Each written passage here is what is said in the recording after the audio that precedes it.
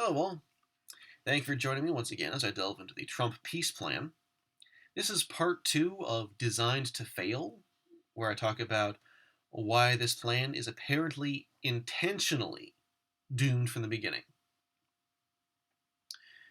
Now, there are various requirements placed on the Palestinian side of this little political struggle out here.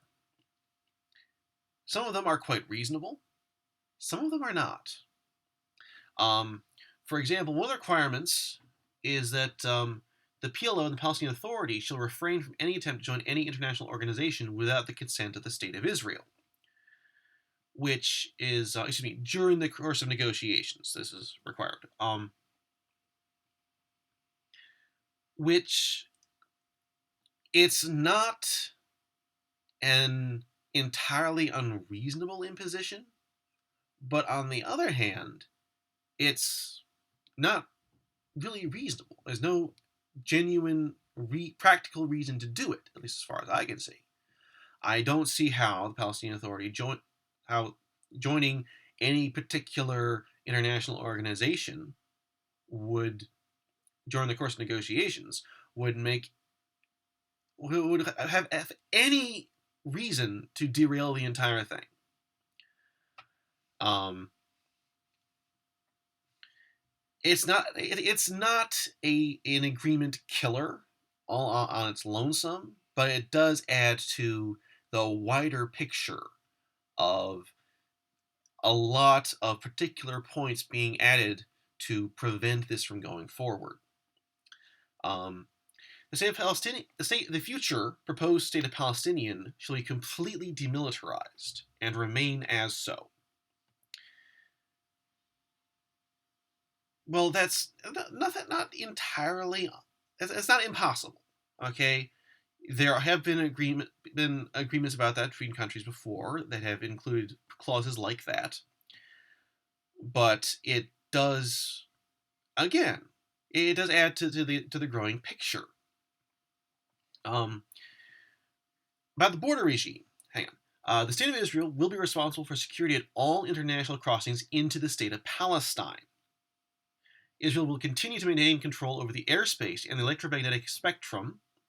The Israeli Navy will have the right to block prohibited weapons and weapon-making materials from entering the state of Palestine. Now, that last is, again, not entirely unreasonable, especially in light of the earlier demilitarized point. But the picture is growing really dark right now, isn't it? Um, and finally, the state of Palestine will not have the right to forge intelligence or security agreements with any state or organization that adversely affects the state of Israel's security as determined by the state of Israel.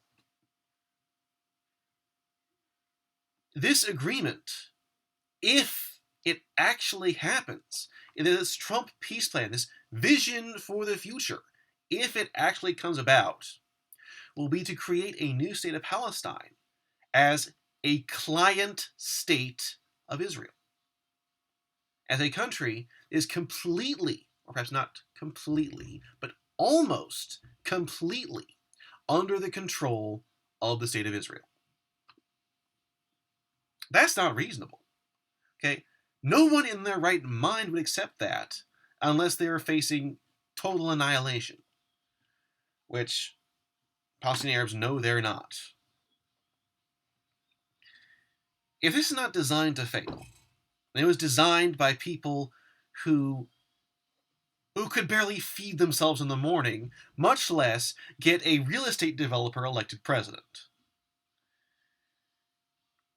But, you know, maybe you have a different idea. It's possible. Maybe you know something I don't know.